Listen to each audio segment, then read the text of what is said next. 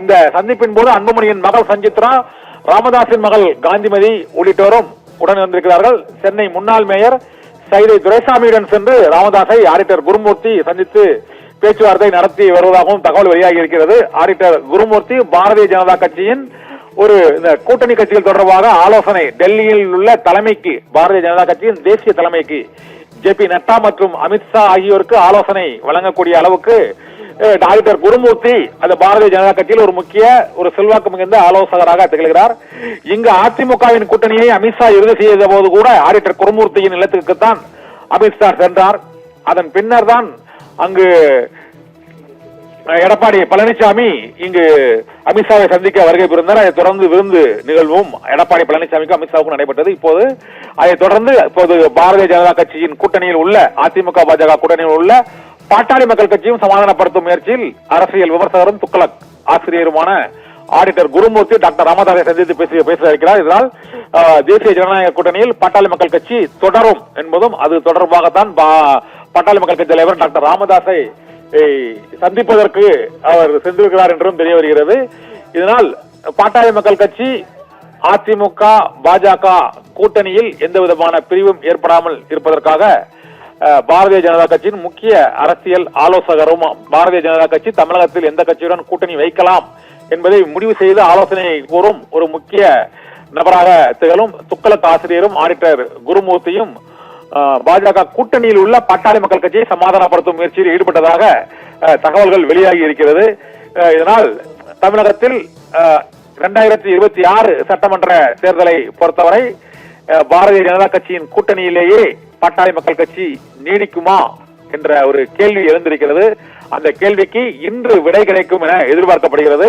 பாட்டாளி மக்கள் கட்சி தலைவர் அன்புமணி ராமதாஸ் டாக்டர் ராமதாஸை சந்தித்து புறப்பட்ட சில நிமிடங்களில் ஆடிட்டர் குருமூர்த்தி அங்கு சென்றிருக்கிறார். இதனால் அன்புமணி ராமதாஸின் மூலமாக முதல் கட்ட அந்த ஒரு சமிக்ஞையை அவர் தெரிவித்துவிட்டு அதன் பின்னர் ஆடிட்டர் குருமூர்த்தி பாஜக கூட்டணியின் அவசியம் மற்றும் அதனால் ஏற்படக்கூடிய பலன்கள் மற்றும் தொகுதி நிலவரம், டாக்டர் ராமதாஸின் முதல் கோரிக்கை என்ன, அவருடைய எதிர்பார்ப்பு என்ன என்பதெல்லாம் குறித்து ஆடிட்டர் குருமூர்த்தி பாரதிய ஜனதா கட்சியுடன் அந்த தகவலையும் அது தொடர்பான அந்த சமாதான பேரத்தையும் அவர் பேசுவார் என்று எதிர்பார்க்கப்படுகிறது.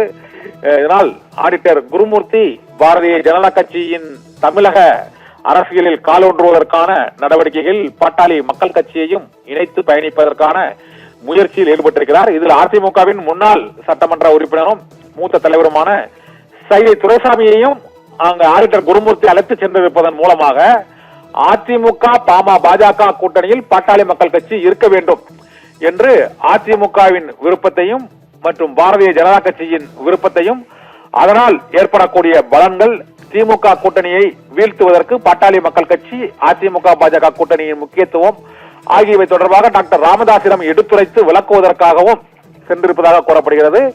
இந்த முயற்சியில் அன்புமணி ராமதாஸுக்கு சாதகமாக அவர்தான் பாரதிய ஜனதா கட்சியுடன் கூட்டணி வைப்பதற்கு அவரும் சௌமியா அன்புமணியும் தமது காலை பிடித்து கெஞ்சினார்கள் என்று கடந்த வாரம் அளித்த பேட்டியில் தெரிவித்திருந்தார். இந்த சூழ்நிலையில் டாக்டர் ராமதாஸை ஆடிட்டர் குருமூர்த்தி சந்திப்பது அரசியல் ரீதியாக மிகுந்த முக்கியத்துவம் வாய்ந்ததாக கருதப்படுகிறது. இந்த டாக்டர் ராமதாஸ் அன்புமணி சந்திப்பால் மீண்டும் பாட்டாளி மக்கள் கட்சி ஒன்றிணைவதற்கான வாய்ப்பு இருப்பதாகவும் கூறப்படுகிறது. இன்று இந்த ஆடிட்டர் குருமூர்த்தி சந்திப்புக்கு பிறகு டாக்டர் ராமதாஸ் செய்தியாளர்களை சந்திக்கலாம் அல்லது அன்புமணி ராமதாஸ் செய்தியாளர்களை சந்தித்து இந்த மோதல் முடிவுக்கு வந்தது தொடர்பாக அதிகாரபூர்வமாக அறிவிக்கலாம் அல்லது தேசிய ஜனநாயக கூட்டணியில் பாட்டாளி மக்கள் கட்சி தொடர்கிறது என்ற அறிவிப்பை கூட அவர் வெளியிடுவதற்கான வாய்ப்பு இருக்கிறது. இந்த வாய்ப்பு இருப்பதால் இப்பொழுது தமிழக அரசியலில் பாட்டாளி மக்கள் கட்சியில் ஏற்பட்டுள்ள குழப்பம் இன்றுடன் முடிவுக்கு வரும் என எதிர்பார்க்கப்படுகிறது.